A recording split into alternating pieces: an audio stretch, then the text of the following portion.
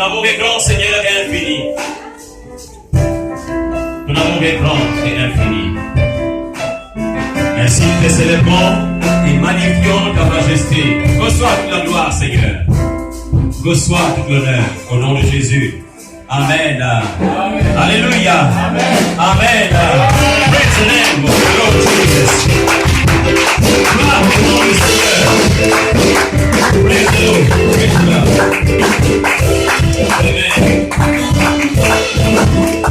Reçois s'il vous plaît.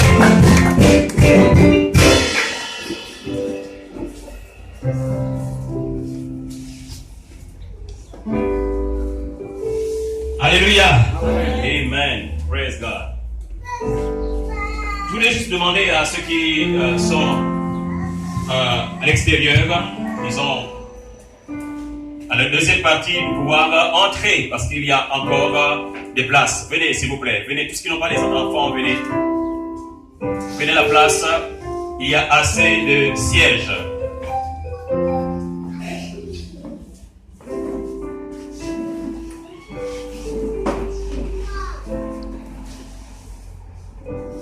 Venez des sièges, s'il vous plaît. Venez par ici.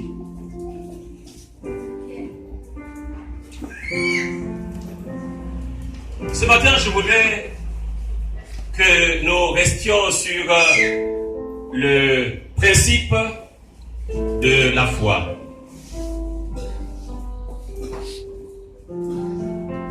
La Bible déclare que la foi est une ferme assurance des choses qu'on espère. Alléluia.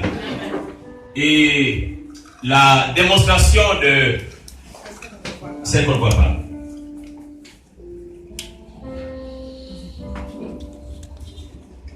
La foi est une ferme assurance des choses qu'on espère. La démonstration de celle qu'on ne voit pas. Pour l'avoir obtenu, les anciens, non pas pour obtenir, pour l'avoir possédé, les anciens ont obtenu un témoignage favorable.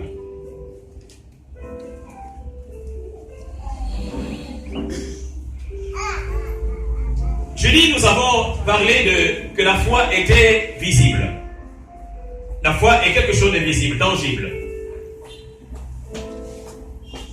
La Bible dit que Pierre a dit, lorsqu'il allait au temple avec Jean, Pierre a dit, regarde-nous.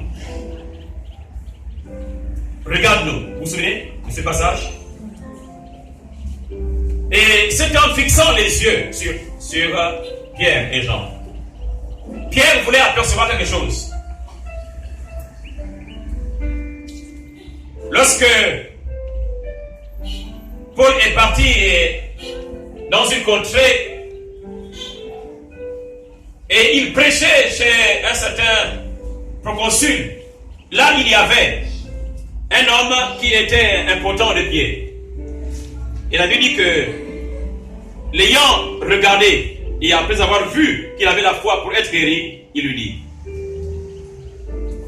Donc la foi c'est quelque chose qui peut se voir. Alléluia. Amen. Quand quelqu'un a la foi, on voit dans son attitude, on voit dans sa manière de faire, dans sa manière de vivre, que cette personne attend quelque chose de la part de Dieu.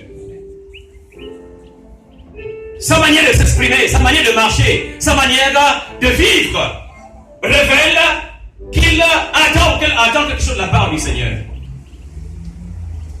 La foi est visible. La foi est visible. Et la foi est une clé. C'est une clé. Une clé qui permet de pouvoir ouvrir les trésors du ciel. Parce qu'il arrive que nous souhaitons avoir des choses, nous souhaitons entrer dans la bénédiction, mais la bénédiction n'arrive pas jusqu'à nous. Pourquoi? Parce qu'il y a un principe qui doit être mis en place. Je parle de cela pour juste que vous puissiez être avec nous dans le même esprit. Parce que ce matin, nous allons entrer dans un autre principe qui révèle toujours la foi, bien sûr. Et alors, je souhaiterais que nous puissions prier afin que le Seigneur ouvre notre cœur. Alléluia. Amen. Père éternel, notre Dieu, c'est par le Saint-Esprit que tout se transmet du trône vers nous.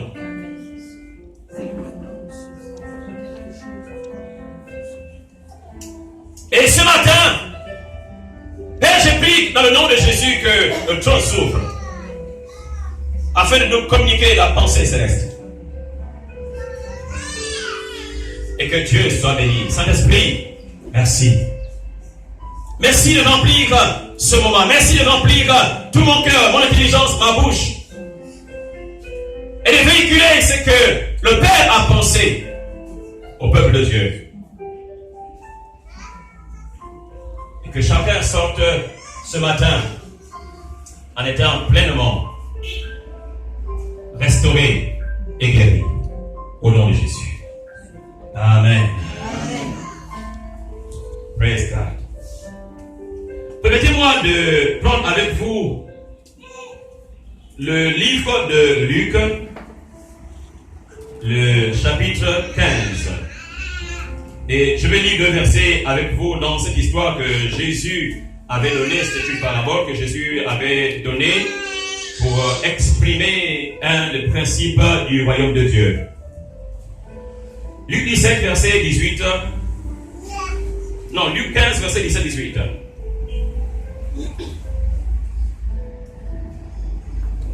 La Bible dit ceci.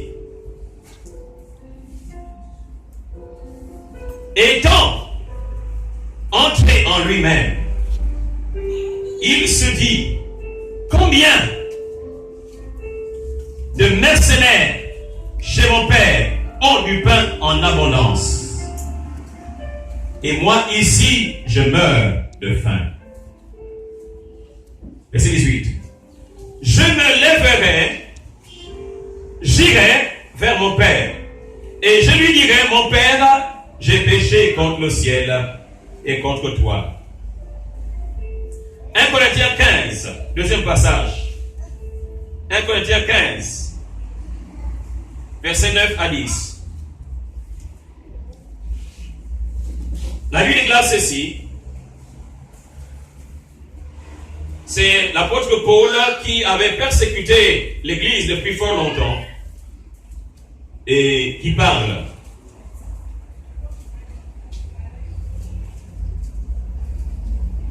Verset 9.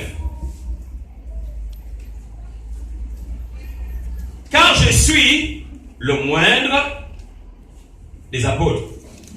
Je ne suis pas dit d'être appelé apôtre. Parce que j'ai persécuté l'Église de Dieu.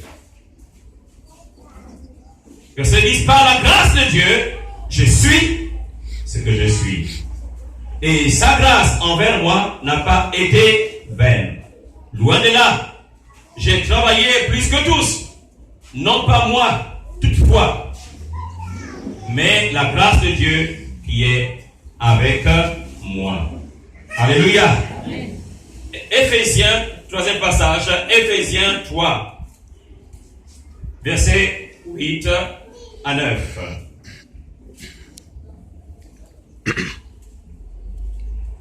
Éphésiens 3, 8 à 9.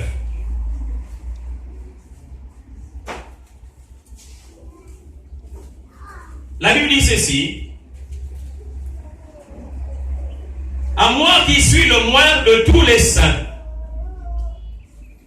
cette grâce a été accordée d'annoncer aux païens les richesses incompréhensibles de Christ et de mettre en lumière quelle est la dispensation du mystère caché de tout temps en Dieu qui a créé toutes choses. Qui a créé toutes choses. À moi qui suis le moindre de tous les saints. Et dans 1 Corinthiens 15, Paul dit que je suis ce que je suis. Je suis ce que je suis. Bien qu'ayant persécuté l'Église. Oui, j'ai persécuté l'Église de Christ. Oui, je ne suis pas digne d'être appelé aujourd'hui apôtre. Mais ce qui a fait de moi un apôtre, c'est sa grâce. La grâce est venue révéler qui était Paul. La grâce est venue pour révéler, pour amener Paul de ce qu'il était ou de ce qu'il a fait pour se montrer, pour lui révéler qui il est réellement. La grâce de Dieu. Et alors il pouvait dire, je suis ce que je suis. À cause de quoi? À cause de la grâce. À cause de la manifestation de la grâce. Je suis ce que je suis. À cause de la manifestation de la grâce, je suis ce que je suis. Il est important que nous puissions comprendre que chacun de nous a une identité. A une identité. Et parfois, nous ne nous voyons pas et nous ne nous exprimons pas selon l'identité que nous avons. Jusqu'au jour où la grâce se révèle en nous. Jusqu'au jour où nous comprenons, où nous rentrons dans notre véritable dimension. Quand nous entrons dans notre véritable dimension, c'est alors que nous commençons à nous comprendre et à nous connaître. Mais jusqu'au jour où la grâce se révèle en nous, nous sommes des gens qui marchent, mais sans pourtant être véritablement dans leur identité. Sans pourtant comprendre, connaître leur identité. Et quand on ne comprend pas son identité, on se comporte comme un mercenaire. On se comporte comme un esclave. On se comporte comme un serviteur.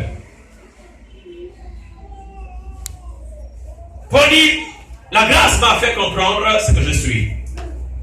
La grâce m'a fait connaître qui je suis. Alors ce matin, je voulais juste parler en disant de décider de quitter ce que vous êtes pour découvrir qui vous êtes. Décider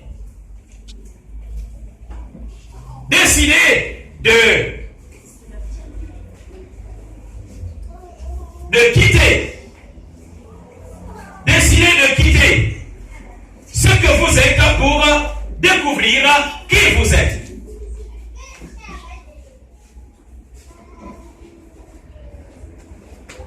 Alléluia. Décidez de quitter, je le pense là.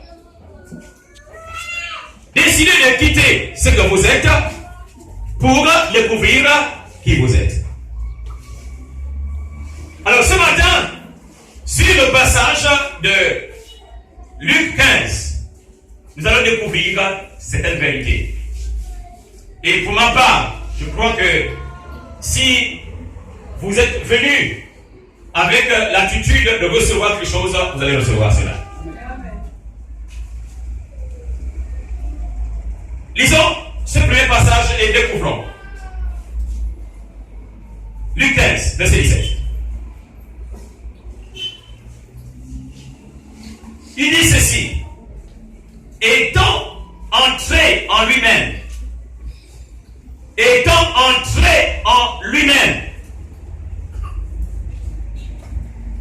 Premier point. Regardez juste cette phrase. Étant entré en lui-même. Ce qui veut dire quoi? Ce qui veut dire que cet homme s'était révélé être autre chose. Il avait dévoilé où les gens le voyaient. Il avait donné